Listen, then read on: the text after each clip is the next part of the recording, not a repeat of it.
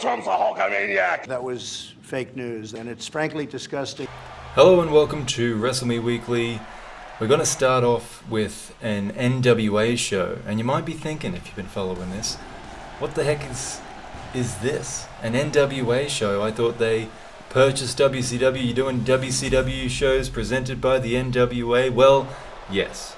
But what happened was, when NWA purchased WCW, they basically just purchased the license to use the brand from the television station that owns WCW. NWA has continued to put on their shows as per usual. They have always, well, for a long time, been a touring brand that has relied on ticket sales, and that has kept up. They still have all those wrestlers that can do those shows. They still have their late night 1 hour TV slot of, look at this, Luger celebrating not being able to knock Koloff off the apron there. They basically operate as they did before and have just added WCW to the mix, which by the time they were sold, were really just doing those weekly Nitro shows and the quarterly-ish pay-per-views. So,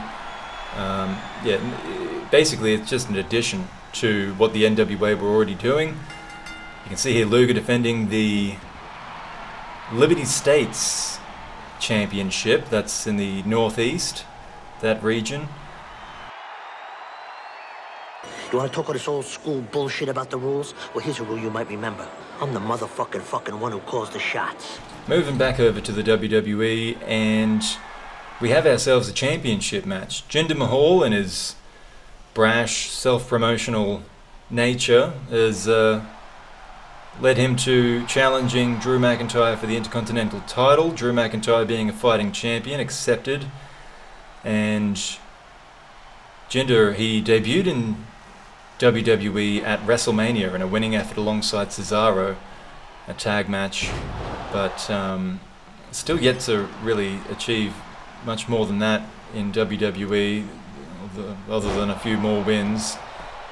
This did come quite quickly and early for him, but as stated, he managed to talk his way into it, and he does have a very strong reputation from the Indian Professional Wrestling League over there in India, so that helped his case too. But basically, Drew McIntyre wasn't going to turn down a challenge and decided to take this one on.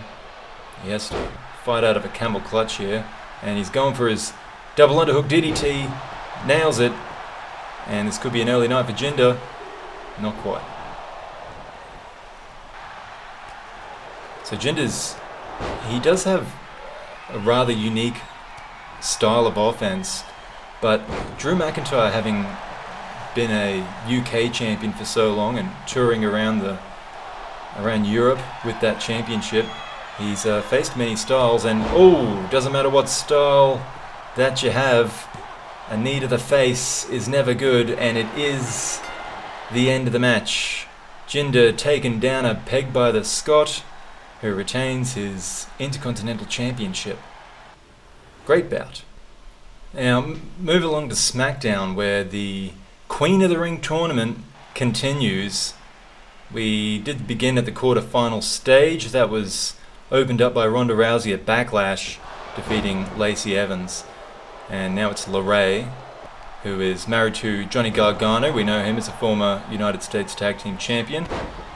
And they're both still very young. They got married at a young age.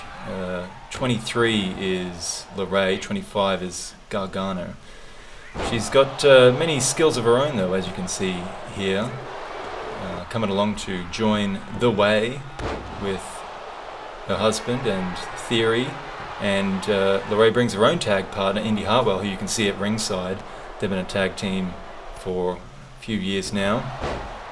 And she's facing Mia Yim, tough and stylish fighter of African American and Korean descent, and she's certainly got a ferocious attitude as she takes into this match. She doesn't quite have the experience. Despite Candice LeRae's young age, she's a very experienced wrestler, crafty wrestler, if you will.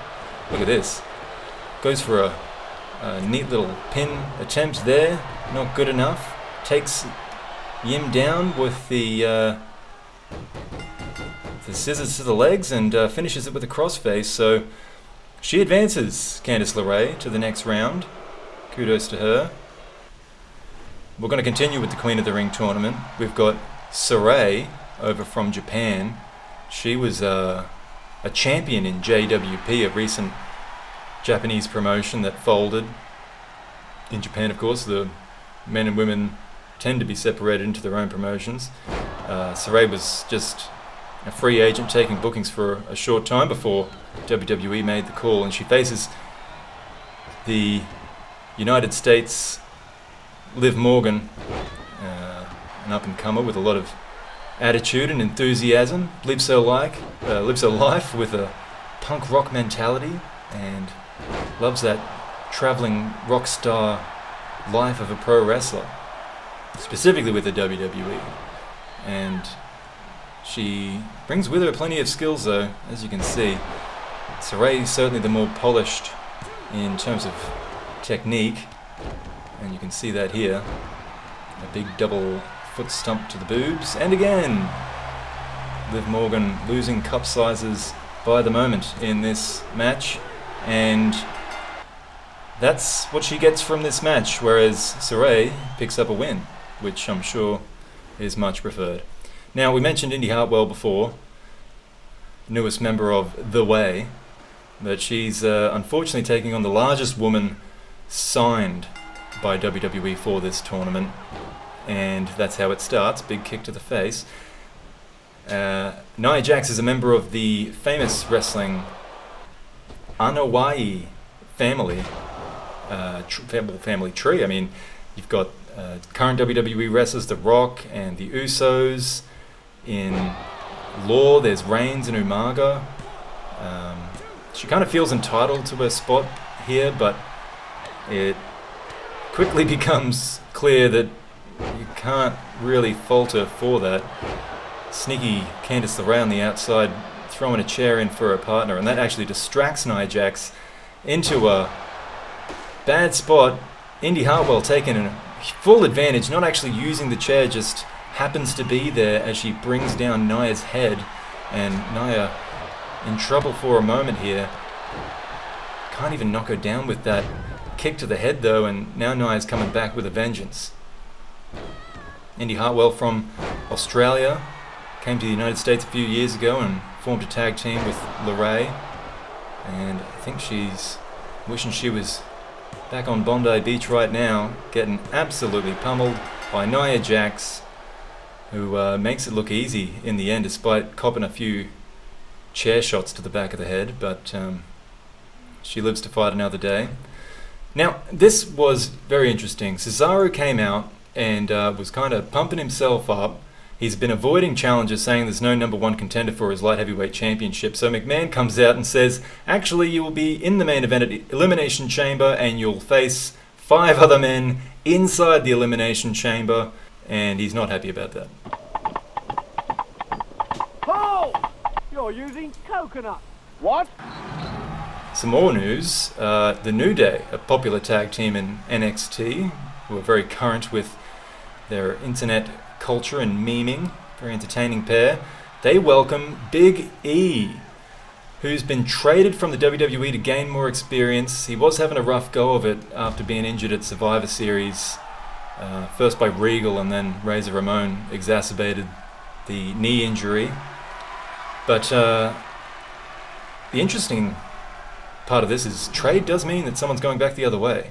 But before we go anywhere else, there was a championship match in NXT that was noteworthy. Doudrop fighting Becky Lynch for the United Kingdom Championship.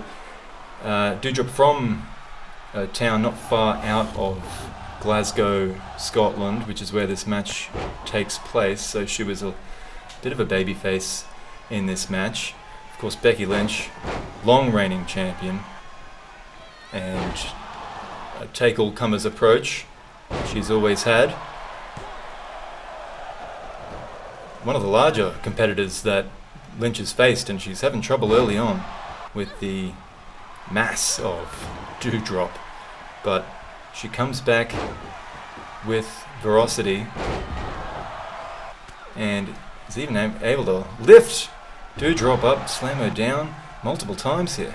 This time over the shoulder. Beautiful suplex. Is that enough to keep the Glasgow girl down? No, not quite. There's been comparisons between Becky Lynch and Ronda Rousey. Of course, in the terms of women's professional wrestling, Ronda Rousey is the talk of the town. And Ronda Rousey, known for her armbar. Becky Lynch has an armbar of her own. Calls it the disarmer. It's a different technique to what Ronda usually employs, but has been very effective for her in her long reign as United Kingdom champion. And she's going to put it to use here. This is it. The disarmer. Doudrop's in trouble. Nowhere to go, right in the center of the ring. She has to tap. And tap she does. Becky Lynch remains your United Kingdom champion. Grove Street. Home. At least it was before. Break his back, make him humble, and then fuck his ass. It has been a while since we've taken a look at Law. I mean, it's one of the smaller promotions, so it just gets a look in every now and then. Roman Reigns has faced Morrison for the Law Championship once before, in a losing effort. Morrison's been champion for just over a year, and he fits the bill perfectly. He's the quintessential Law wrestler. He's got a photographic face, he's great on interviews, and he's got a real show business style of wrestling.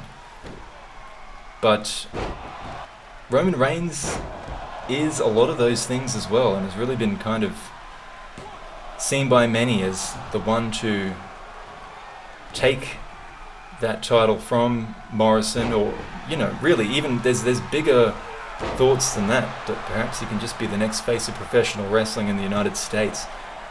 So as mentioned earlier, the Anoa'i family is what Roman Reigns is a member of, so plenty of history going into those big expectations as well. But this was a great match between them. It took place all over the ring. You see Umaga there, another Anoa'i family member, distracting or scaring perhaps Morrison, and that changes the momentum. Reigns hits a absolutely brutal, impactful spear, and Morrison is down for the count.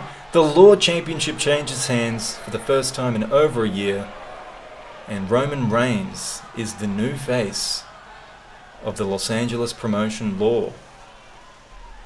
Pretty seismic. How did you develop your passion for weaponry? Finally, we move to BCW, and Samoa Joe taking his opportunity here against the BCW heavyweight champion R-Truth, who's got his flock with him of misfits. Now, BCW doesn't play by the same rules as most other promotions. There's no rules, basically. The referee's there just to try and keep things in the ring as much as possible. But you see here, it doesn't matter whether it's outside of the ring or inside the ring. R-Truth's going to do whatever it takes to win the match. R-Truth winning the championship from Ciampa, I believe back in, I want to say September. But in any case, you notice there's a WWE referee in the ring, as there was with the Law match, and that's because WWE is really trying to strengthen the territories around them. Law was already propped up by the WWE, and now BCW are as well. They were actually kind of struggling recently, the Boston-based promotion, but WWE, you know, they've got real competition in the NWA now, and so it's important to them to have as much control over the wrestling landscape as possible, and that includes the actual expelled from the NWA BCW. And you see here R-Truth is able to retain his championship and continue his reign as champion. Thank you very much for watching this episode. Until next time, have a good one.